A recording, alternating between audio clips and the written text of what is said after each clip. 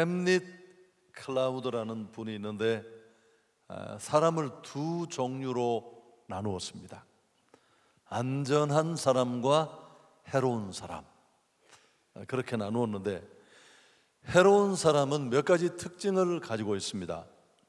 우선 첫 번째로 자기 잘못을 잘 인정하지 않습니다. 언제나 자기는 완벽하고 모든 문제는 다른 사람에게 있습니다. 어떤 일이 일어나면 그 원인을 밖에서 찾는 것이 거의 패턴화되어 있습니다. 상대방을 비판하고 책임 전가하기에 급급한 사람입니다. 혹 직장이나 또 어떤 단체에서 유능할지 모르지만 자신을 전혀 보지 못하는 사람, 이런 사람은 아무리 매력이 있더라도 깊이 사귀어서는 안 된다, 그렇게 조언을 합니다. 또 해로운 사람의 특징 하나는 무책임한 것입니다. 약속은 많이 하지만 그 약속을 잘 지키지 않습니다. 책임감이 너무너무 부족하기 때문에 가족도 돌보지 않고, 또 혹시 돈 거래 같은 것을 하면 약속을 지키지 못해서 신용을 어길 때도 많습니다. 그리고 또 한 가지 이 해로운 사람의 특징은 변덕이 심하다는 겁니다. 좋을 때는 간이라도 다 내어줄 것, 막 창문 열고 V자로 흔들고 그랬는데 어떤 날은 갑자기 말을 안 해요. 그럼 얼마나 마음이 불편하겠어요. 왜 그러는지, 뭐 이메일이라도 한 통 보내든지. 여러분, 자기 마음이 한번 뒤집어지면 걷잡을 수 없습니다. 돌출 행동도 서슴지 않아서 주변 사람을 황당하게 할 때가 많습니다. 이게 햄릿 클라우드가 말한 해로운 사람의 특징입니다. 반면에 안전한 사람은 어떤 사람인가 하면 자기 잘못을 정직하게 인정할 줄 아는 사람입니다.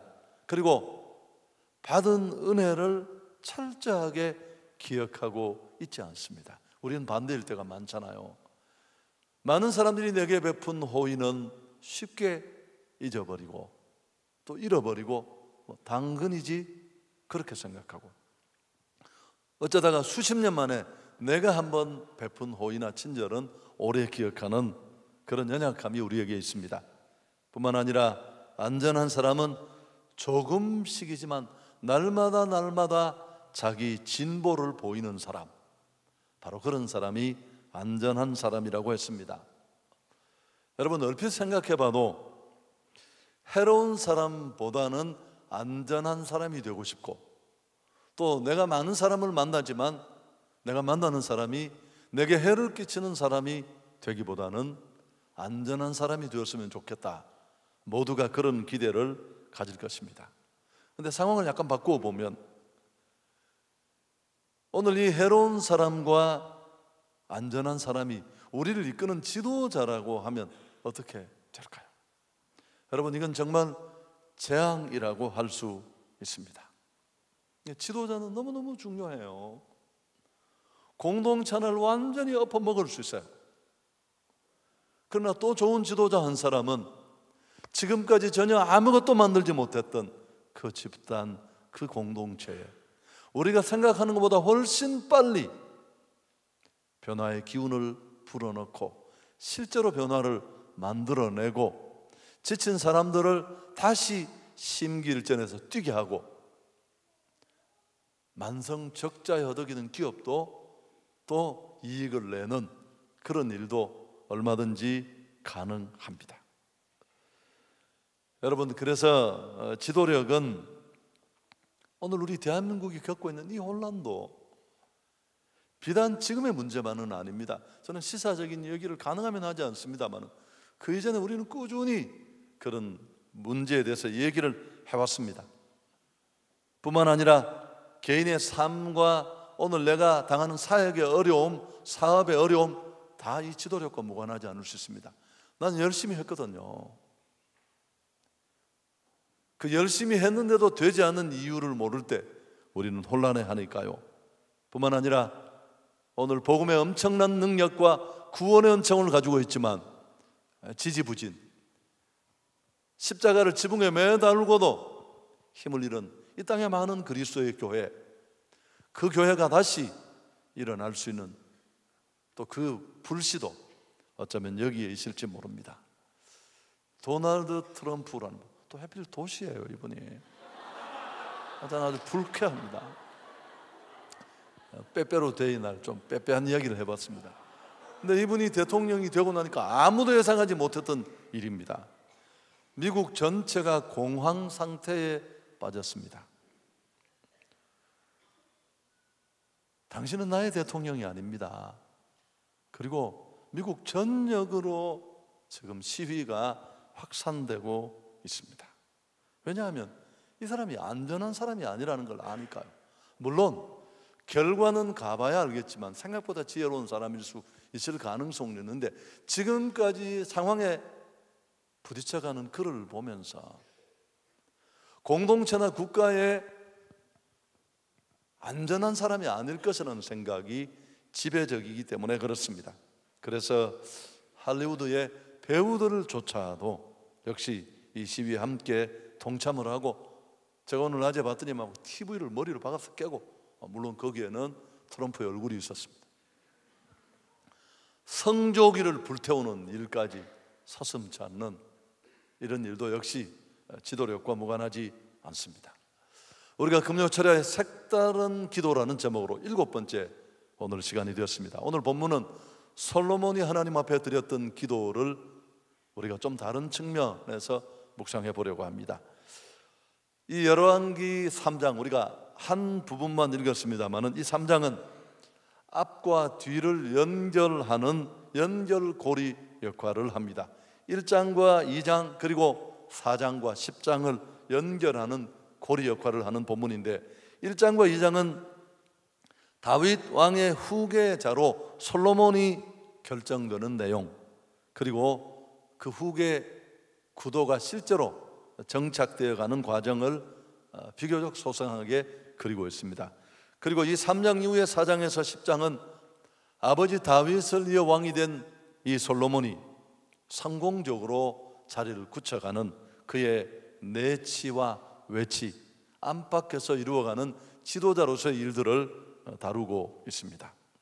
여러분, 우리가 이렇게 알고 있습니다. 솔로몬 왕은 뛰어난 왕이고 또 탁월한 지도자였습니다. 그리고 무엇보다도 그의 공동체를 편안하게 이끌었고 또 지혜로운 리더로 우리 기억에 남아 있습니다. 그래서 오늘 이 어느 때보다도 여러분 꼭 대통령이 되고 한 공동체 리더가 되어야지만 지도력이 필요한 게 아니에요. 가정도 그렇고 내 개인의 삶을 이끌어가는 곳곳에 이런 힘은 필요합니다. 그래서 오늘 솔로몬이 이런 리더로 지도력을 발휘할 수 있었던 그 지도력을 만드는 근간을 한두 가지 찾아보려고 합니다. 다윗의 뒤를 이어서 솔로몬은 왕이 됩니다. 그러자 그는 먼저 하나님 앞에 일천 번제의 제사를 드립니다. 근데 이 4절을 인용하지는 않겠습니다만 보시면 그가 산당에서 하나님 앞에 일천 번제의 제사를 드렸는데, 히브리어로 그가 제사하고 분향했다는 이 동사를 보면 그 시제가 현재형이에요. 계속해서 제사하고 분향했다, 그런 뜻입니다. 여러분, 제가 왜 이 부분을 부각시키느냐 하면은 원래 예배를 안 드렸는데 그냥 왕 되었다고 청와대에 막 사람들 불러다가 예배 한번 드려달라고, 그래서 교단의 아주 대표 목사님들 와 가서 머리에 손 얹고 한번 찍어주고, 여러분 이런 예배가 아니었다는 거예요. 형식적이고 의례적인 예배가 아니라 솔로몬은 왕이 되기 전에도 하나님 앞에 예배하던 사람이었고, 할렐루야, 그는 왕이 된 뒤에도 왕된 그 감격이 있을 때뿐만 아니라 계속해서 예배하는 사람이었다는 것을 우리에게 가르쳐 주고 있습니다. 솔로몬은 왕이 되어서 그 감격할 만한 자리에서 실제로 백성들을 통치하기 전에 먼저 하나님과의 바른 관계를 정립하기를 원했습니다. 여러분, 왜냐하면 잘 알고 있었습니다. 나는 이스라엘의 왕이지만 이스라엘의 진짜 왕이 계시다는 것. 이스라엘은 신정국가예요. 또 이방 나라 보고 우리도 왕 세워주세요. 본인들 삶이 힘든 게 이유가 제도에 있는 게 아니에요. 하나님이 그들의 왕으로 계셨지만 그 하나님을 인정하지 않고 마음대로 살아서 맨날 그 모양인데, 그래서 하나님이 속 터져서 별로 이 영양가도 없는 제도를 준 겁니다. 우리가 지금도 그 제도에 소망을 걸고 있다는 게, 정신 차리십시오. 이야기를 내가 꼴백 번도 더 했습니다. 정권이 바뀌고 지도자가 바뀐다고 누가 내려가고 누가 올라온다고 세상은 달라지지 않아요. 제가 주일날 말씀드리겠습니다만은, 그래서 세상 왕국은 언제나 흔들립니다. 그리고 아무리 좋은 사람이 와도 결국은 죄성을 극복하지 못한 인간의 모습은 우리를 실망시킬 수밖에 없습니다.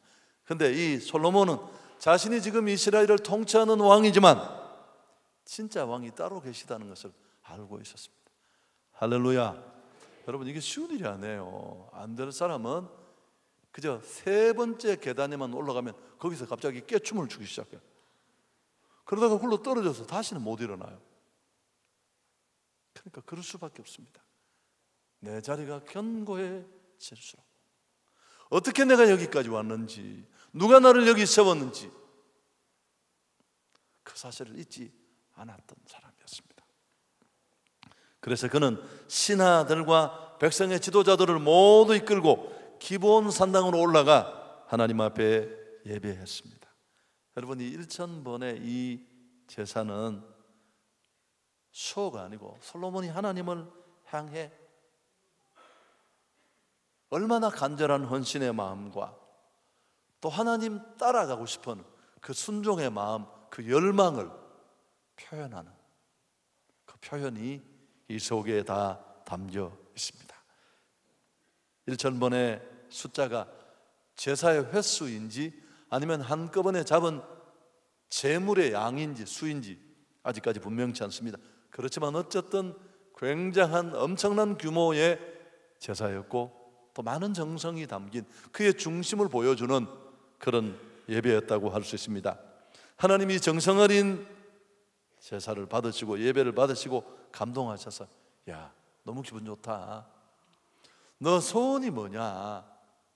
자, 그랬을 때 여러분, 이 결정적인 찬스가 왔는데, 그때 솔로몬이 하나님 앞에 요구한 게 뭔지를 보면 우리가 그의 속내를 알 수 있겠죠. 6절 함께 읽습니다. 솔로몬이 이르되 주의 종 내 아버지 다윗이 성실과 공의와 정직한 마음으로 주와 함께 주 앞에서 행함으로 주께서 그에게 큰 은혜를 베푸셨고 주께서 또 그를 위하여 이 큰 은혜를 항상 주사 오늘과 같이 그의 자리에 앉을 아들을 그에게 주셨나이다. 자, 여러분, 서로 예배를 드렸더니만 하나님 예배를 딱 받아주고 감동을 받았어요. 야, 소원을 말해. 이때 보통 약간만 생각이 있는 사람은 막 머리를 굴립니다.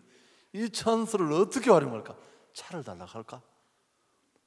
배를 달라고 할까? 뭐 그런 생각을 할 텐데, 여러분, 이 솔로몬의 하나님이 내게 구하라는 요청을 듣고 전혀 이거 주십시오, 저거 주십시오 이런 내용이 전혀 없어요. 그 기도의 시작이 뭡니까? 감사예요, 감사. 여러분, 가만히 읽어보면 과거 하나님께서 내 아버지에게 베푸신 그 큰 은혜를 내가 기억하고 있습니다. 내 생애 동안에 베푸신 하나님의 그 큰 은혜를 내가 잊지 않고 있습니다. 어떻게 나 같은 걸 왕을 삼아 주셨습니까? 그것도 감사합니다. 지금 여러 가지 상황을 봤을 때 이때는 아멘을 할 박자예요. 그렇게 해서 연주를 들으실 수 있겠습니까? 여러분, 이게 지금 상황을 보십시오. 우리 같으면 이제 왔구나, 드디어 하나님이 내 기도를 들으실 때가 와서, 그러다가 숨겨놓았던 비장의 카드를 끄집어내서 구했을 텐데, 사랑하는 여러분, 이건 우리가 솔로몬의, 물론 지금의 솔로몬을 이해하는데 대단히 중요한 정보입니다만은 오히려 그는 하나님의 은혜에 감사했습니다. 이런 말 기억납니까? 감사는 신앙의 온도계와 같다. 그냥 자기가 자기 배 만져보고 밥만 먹어야 열나는데 내 신앙은 뜨거워, 그런 게 아니라니까. 한성교회가 뜨겁다고 내가 뜨거운 게 아니에요. 기둥이 흔들려도 당신은 소리 지른 적도 없어요. 그건 내 신앙이 아니에요. 트럭을 탔다고 내가 큰 게 아니에요. 안을 내리면 조그마한 콩만한데 그 차가 클 뿐이에요.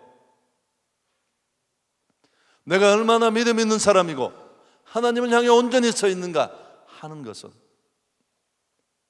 내가 얼마나 감사의 사람인가.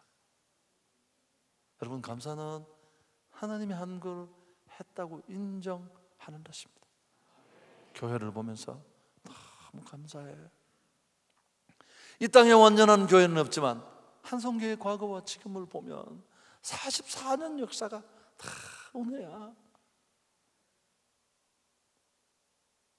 아이를 봐도 공부를 잘하고 못하고 떠나서 내 사업장을 봐도 내 자신을 봐도.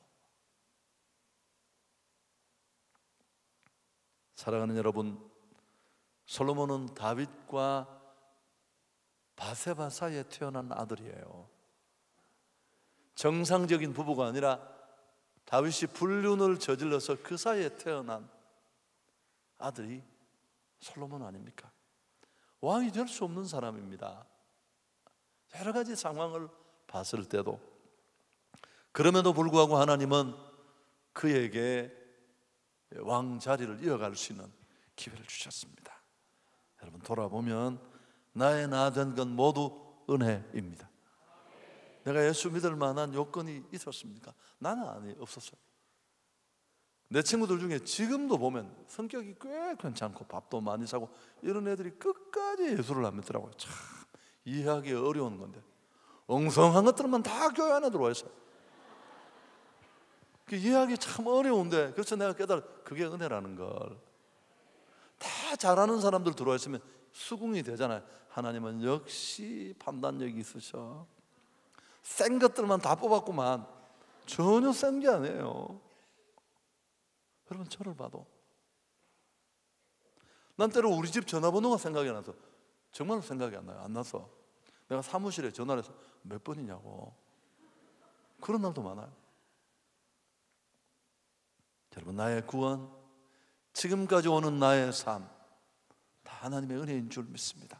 축복받는 신앙생활이 너무너무 간단해요. 어쩌다가 짜장면 한번 샀는 친구한테 만날 때 한 200번 이야기해요. 짜장면 너무 고맙다. 참 먹어본 짜장면 중엔 최고였다. 그럼 친구가 속 터져서 또 짬뽕 사줍니다. 그 다음에. 그럼 인생이 다 열린다니까요. 근데 어떤 사람은 33끼를 얻어먹고도 말도 없어요. 당근이지.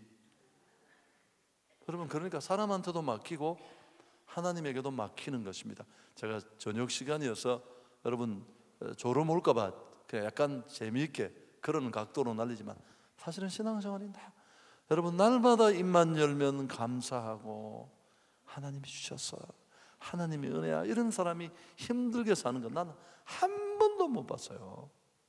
입만 열면 불평하고 원망하고, 그게 다 맞다니까요. 그렇지만 하나님이 주신 얼마나 많은 것들이 있는데, 정성의 제사에 감동하신 하나님의 응답, 그때 솔로몬이 구체적으로 구한 기도가 7절에 나옵니다. 오늘 우리가 살필 핵심인데 함께 읽습니다. 나의 하나님 여호와여, 주께서 종으로 종의 아버지 다윗을 대신하여 왕이 되게 하셨사오나 종은 작은 아이라 출입할 줄을 알지 못합니다. 자신은 작은 아이고, 솔로몬이 나이가 20세예요.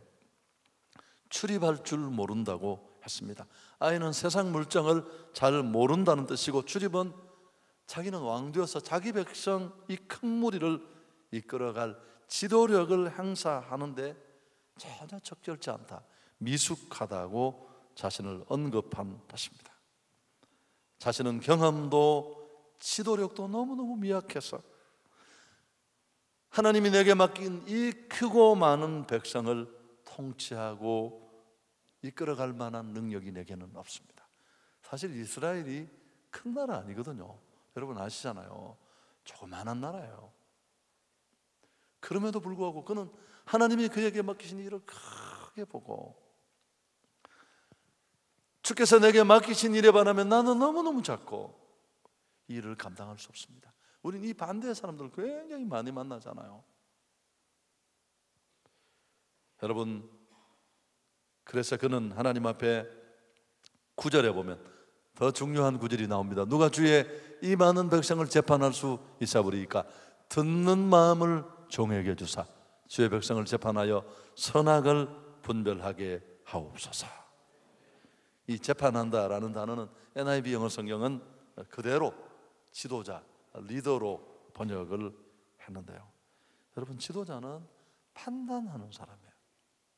간단하게 말하면 여기는 재판을 이야기하지만 우리는 개인적으로도 수없이 많은 결정과 판단을 내리고 내가 내린 그 결정과 판단의 결과를 그대로 뒤집어 쓰고 서기도 하고 무너지기도 하는 게 인생이에요. 여러분, 그러나 그 사람이 개인이 아닐 때 아버지 한 사람의 잘못된 결정이 자식들을 힘들게 하잖아요. 제가 최근에 이 얘기를 많이 했어요. 저희 집은 가난한 집은 아니었는데 우리 아버님이 대단히 용감하셨어요. 저는 그 용감이 적이 없는 게 때로는 너무너무 불편할 때도 있는데 감사할 때, 우리 아버님은 아무것도 무서운 게 없는 분이에요. 그래서 가고 싶은 데 다 가시고 하고 싶은 일 다 하셨어요. 집이 때로는 세 채씩 있다가 또 한 채도 없는 날도 있고, 그럼 우리는 막 새 방으로 다니고 그랬어요. 제가 중학교를 들어갔을 때 이제 교복을 입어야 되는데, 그러니까 교복을 지금도 그러나요? 그 교복을 이제 맞추어서 입었어요, 대부분 애들은. 근데 그런 형편이 안 되는 아이들은 이제 서문시장에 가면 급하게 만든 그런 교복인데, 이 교복을 딱 입으면 이 재봉선의 교복 줄이 이게 이렇게 돌아가요, 위로 이렇게. 제가 또 민감하잖아요. 저는 이렇게 바지 구겨지면 못 입고 나오는 스타일인데, 제 중학교 때 찍은 사진을 보면 다 자세가 이렇습니다. 이 재봉선을 안에서 잡고 제가 이렇게 찍은 거예요. 두 쪽을 다. 누가 봐도 이게 지금 이 재봉선 돌아가는 걸 안 놓치려고 잡고 있다는 게 제가 마음이 얼마나 불편했을까요? 별것 아닌데 어쨌든 저는 그런 사람이었어요. 그 아버지 한 사람이 내리는 결정이 온 가정 5, 6명의 운명이 거기 걸려 있는데, 그 사람이 정말 한 국가를 이끄는 지도자라면 여러분 어떤 일이 벌어질까요? 우리 지금 그 현장에 서 있습니다. 어떤 재앙을 우리가 입을 수 있는가를. 지도자는 판단하고 결정하는 사람이기 때문에 통찰력을 필요로 합니다. 모두에게 그렇지만 솔로몬이 지혜를 구했다고 알고 있지만 그 지혜는 실제로는 듣는 마음입니다. 듣는 마음. 여기서 듣는 마음은 좀 더 넓은 의미를 갖는데, 마음은 이성적 활동까지도 포함합니다. 백성의 말을 듣거나 사건을 볼 때마다, 어떤 사안을 대할 때마다 정확한 판단과 올바른 분별력을 갖는 것을 뜻합니다. 할렐루야. 여러분, 리더에게 반드시 필요해요. 듣는 마음은 참된 리더에게 너무너무 중요한, 그 지도자는 열심히 하는 사람이 아니에요. 정확하게 방향을 잡는 사람입니다. 꼭 필요한 능력이고 마음입니다.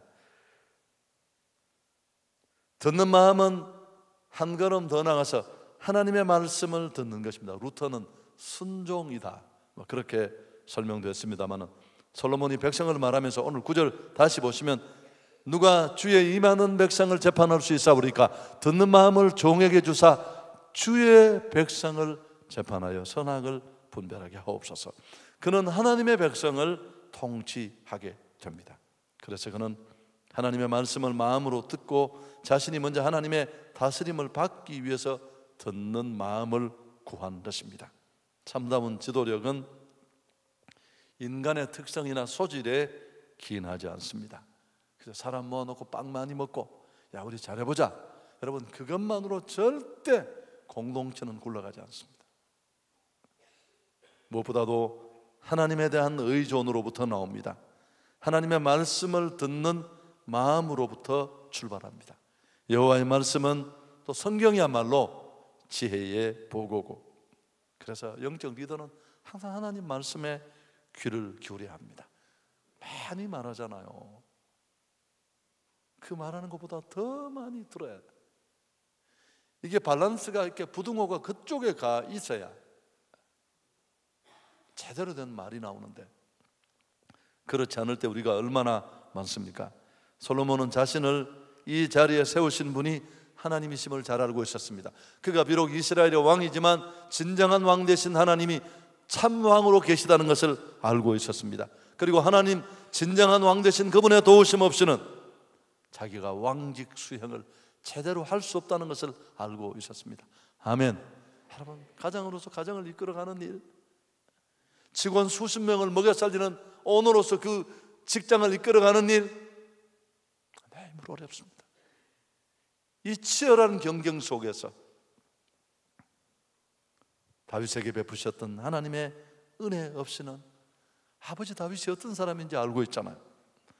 솔로몬 자신도 왕 될 수 없는 자이고, 그래서 그는 자신의 무능을 깨닫고 하나님을 더 철저히 의지합니다. 솔로몬이 가장 지혜로운 왕 된 것은 하나님께 드린 이런 예배와 기도 때문이었습니다. 여러분, 현대인들은 너무 주변적이고 얕은 것으로 쉽게 규정하고 결정합니다. 결혼도 그렇게 해요. 여기에서 무서운 일이 생기는 거예요. 인생이 얼마나 중요한 일인데, 중요하다고 말하는데 그 중요함의 무게를 몰라요. 그 한 번의 결정이 어떤 폭풍 같은 일을 내 생에 가져올 수 있다는 것 모르는 젊은이들이 너무 많아요. 왜냐하면 언제든지 그만두면 된다는 생각을 보안책으로 가지고 있습니다. 그래서 수없이 많은 가정들이 깨어지고 무너지는 것입니다. 과거에는 우리가 보호받았던 이유는 어떻습니까? 아버지가 딸을 시집 보낼 때 넌 이제부터 우리 집 식구가 아니다, 내쫓듯이 보내요.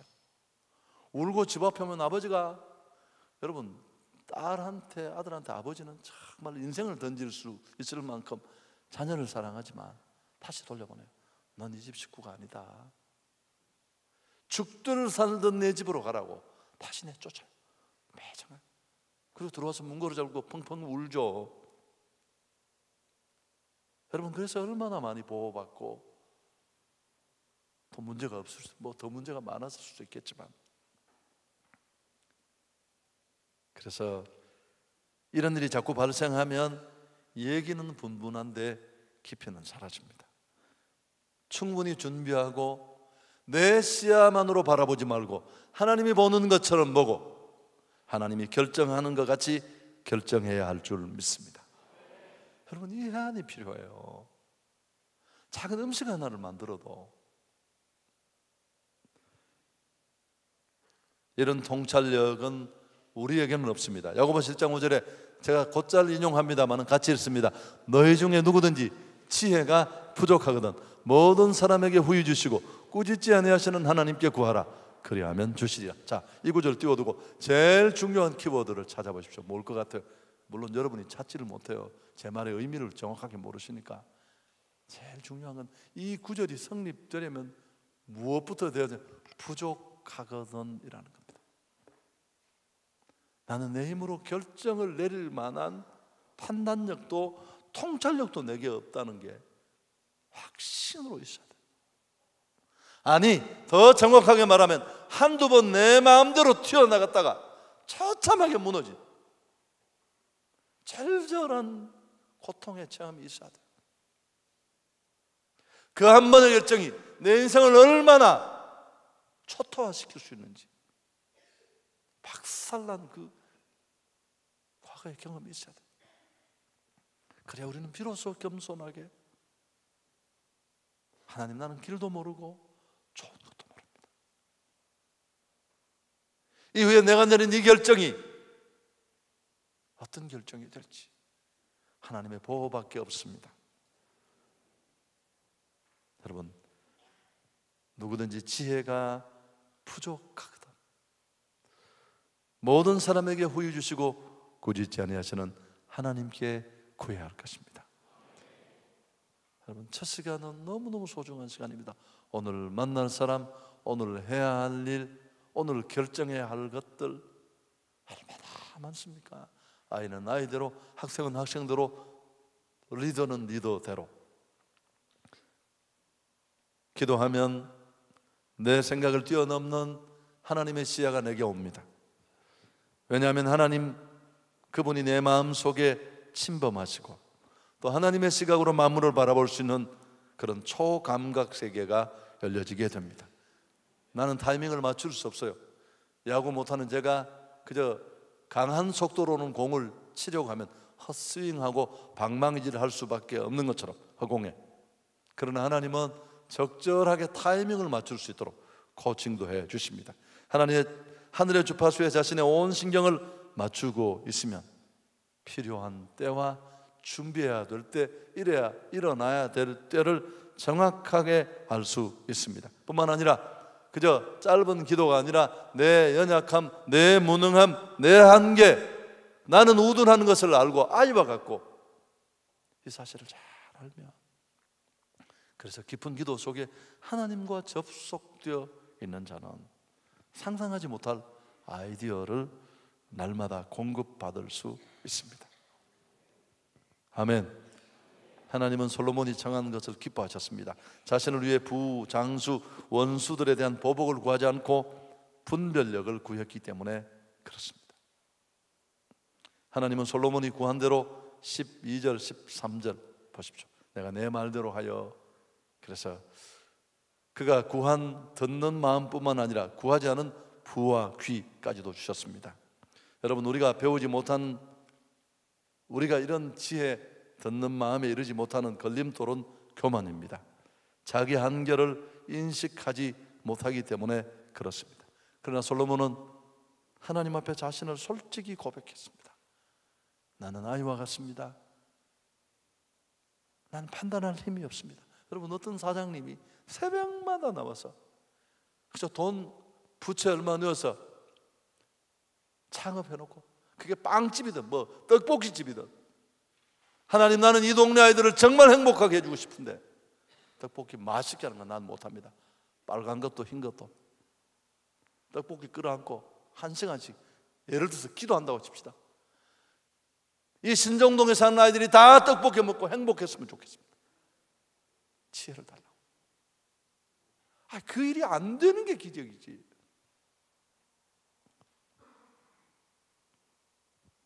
사람들이 왜 기도하지 않을까요? 1번, 아침에 못 일어나서. 2번, 아니요, 정답이 뭔 줄 아세요? 교만했습니다. 자기는 아이가 아니라는 거죠. 나는 내 인생을 얼마든지 경영할 만한 지혜가 내게 있다는 거죠. 내 힘으로도 지금까지 여기까지 살아왔고 이후에도 살 수 있다는 자만이 그들을 바치고 있는 겁니다.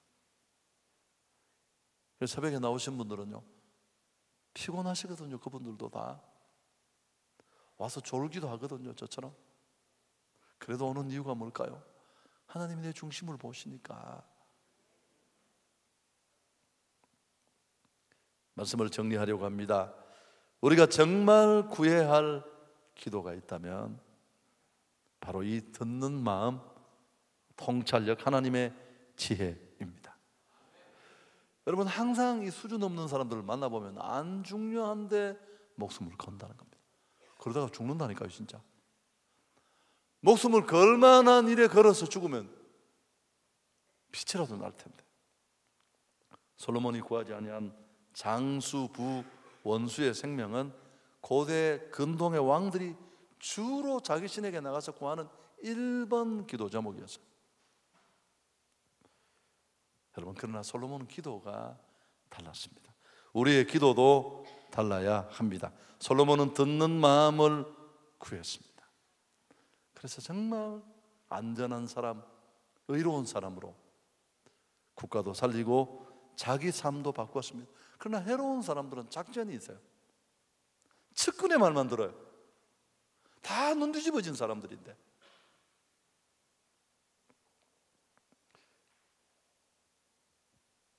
그는 군사력이나 지식, 번영을 구하지 않고 하나님께 듣는 마음을 달라고 구했습니다. 여러분, 이 지혜는 환경을 바꾸는 능력이 아니라 그 환경 안에서 내가 해야 할 일이 무엇인지를 아는 힘입니다. 내 뜻만이 아니라 사람의 생각만이 아니라 온 만물의 주인 되시는 하나님, 우리의 가장 좋은 길을 아시는 그 하나님, 하나님의 뜻이 어디 있는지를 아는 지혜입니다. 가지지 못한 것을 슬퍼하지 않아요. 아쉽지만 내게 가진 것이 더 많다는 것을 알고. 어제 TV를 봤는데 아주 노 부부가 꼬물차 하나에 온 보따리 다 싣고 그렇게 어디 들판에서 새 구경을 하더라고요. 근데 아내가 남편이 아내 앉도록 의자도 내어주고 하면서 새 구경을 하면서 그러더라고요. 우리가 익숙한 말이지만 우리 인생에 지금 가장 좋은 때를 우리가 보내고 있다고. 제일 젊은 날이에요, 그 시간이. 여러분, 근데 부정적인 사람은 좋은 시절 다 지났다고 50 넘어서 벌써 혀를 짜다가 결국 돌아가신다니까요. 항상 최악의 날이에요, 불평하는 사람한테는. 그러니까 감사하는 사람은 오늘이 내 인생의 가장 좋은 날이고 오늘이 내 인생의 가장 젊은 날이고. 아멘. 솔로몬은 멋진 기도를 알았던 정말 안전한 사람, 또 무엇을 구하고 무엇을 위해 살아야 하는지를 알았던 지도자였습니다. 이번 한 주간 제가 책을 읽다가 이 오스왈드 스미스의, 오스왈드 목사님, 여러분 그 캐나다 더 피플스 철치 선교하는 교회, 지금 아드님이 이 교회 물려받았는데 그분의 기도입니다. 여러분, 기도가 곧 그 사람이에요, 사실은. 이 오스왈드 스미스는 생일을 맞이해서 하나님께 이렇게 기도했다고 합니다. 주님, 나를 당신의 마음에 맞는 사람으로 만들어 주소서. 참, 여러분, 우리는 언제 이런 기도를 할 수 있을까요? 죄송합니다. 나는 언제 이런 기도를 할 수 있을까요? 하나님, 나를 당신의 마음에 맞는 사람으로 만들어 주소서. 그렇게 이 기도를 반복해서 하는데 눈앞에 잡다한 일들이 사라지는 것을 느꼈대요. 이전에 중요하게 느껴지는 것들이 순위가 자꾸 바뀌어지면서 멀어지는 것을 보았습니다. 그는 계속해서 하나님 앞에 기도했습니다. 주여, 나를 당신의 마음에 맞는 사람으로 만들어 주옵소서. 진실하고 깨끗한 마음을 원합니다. 구름 한 점 끼지 않은 햇빛 비친 마음을, 당신 마음과 같은 마음을, 거룩한 마음을, 눈같이 흰 마음을 나에게 주옵소서. 그 후 놀라운 변화를 맛보았습니다. 일이나 소유물보다 내가 하나님께 더 소중한 존재라는 것도 알게 되었고, 하나님은 나를 원하시지 단지 나의 봉사만을 원하시지 않는다는 것까지도 깨닫게 되었습니다. 그래서 자기 손발립을 다 주님 앞에 드렸고, 그 삶 전체를 주님 앞에 드렸고, 그가 섬기던 교회가 숫자를 뛰어넘어 전 세계에 가장 많은 선교사를 보내는 그런 교회로 캐나다의 피플스 철치가 자리할 수 있었습니다. 여러분, 얼마나 위대한 사람인가 그의 기도를 보면 알 수 있습니다. 새벽마다 주시옵소서, 주시옵소서. 1000번씩 외우는 무당과 주여, 나를 당신 마음에 맞는 사람이 되게 해주십시오. 깨끗한 마음, 거룩한 마음, 햇빛같이 비치는 마음. 그러면서 내 삶의 우선순위가 바뀌는 것을 날마다 바라보는 사람과, 여러분, 기도가 곧 그 사랑입니다. 하나님 영광 돌리겠습니다.